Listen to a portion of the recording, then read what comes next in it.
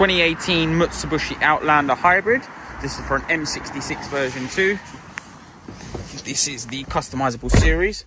So with the vehicle, we have a key and you have one tag. You can purchase extra tags through our website as well. So the way it works is you're going to get phone call notifications and an app base on there.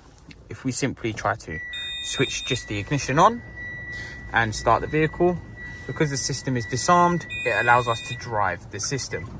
Now, if I switch the car off and activate the system, if we now simply try to switch the ignition on, we will get a notification and a phone call from the system to alert us that the vehicle is being started whilst the alarm is in place. If I try to start the car, it will not allow us to start, and the steering wheel is locked and heavy. If we simply disarm the system,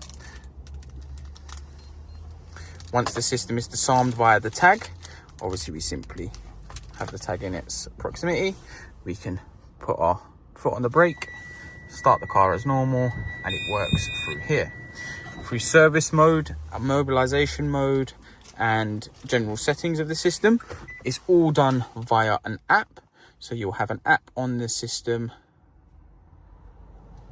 under StarLine 2. This will allow us to have access and change any settings, tracking, and all that stuff available as well.